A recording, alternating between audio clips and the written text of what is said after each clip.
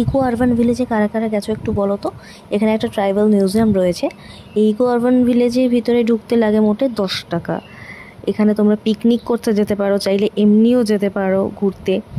আর এখানে যে বিশাল লনের মধ্যে এইরকম বসার জায়গা রয়েছে, দুই দিকে দুটো এরকম সেম বসার জায়গা রয়েছে। এছাড়াও রয়েছে ওপেন এয়ার জিম, এছাড়াও স্লিপ রয়েছে, দোলনা রয়েছে, সিসো রয়েছে। আমি অনেক দিন পর দোলনা চড়ে এই বুড়ি বয়সে খুব মজা পেয়েছি। আর মজা পেয়েছি হচ্ছে এইখানে এই মিউজিয়ামের ভিতরে জিনিসপত্রগুলো দেখে। দোতলায় আমি যাইনি, যেহেতু টাইম অনেকটাই হয়ে গেছিলো, 6টার সময় এটা বন্ধ হয়ে যায়। আমি 6টার কিছু আগেই গেছিলাম, ওই জন্য আর কি পুরোটা কভার করা হয়নি। আমি জানি না ছবিতে দেখে তোমরা কতটা মজা করছো, আমি চোখের সামনে থেকে ভীষণই খুশি হয়ে গেছি, কারণ না আমি পার্সোনালি এগুলো ভীষণই পছন্দ করি। এখানে বিভিন্ন ধরনের মাস্ক ছিল, তারপরে পোড়া মাটির মূর্তি, ডোকরার মূর্তি ছিল। এছাড়া এগুলো দেখছো তো পাথরের উপর খোদাই করে করে করা। আরও মানে কাঁথা স্টিচের কাজ ছিল, কুলো আর্ট ছিল, প্রচুর কিছু আর্টের কাজ এখানে ছিল।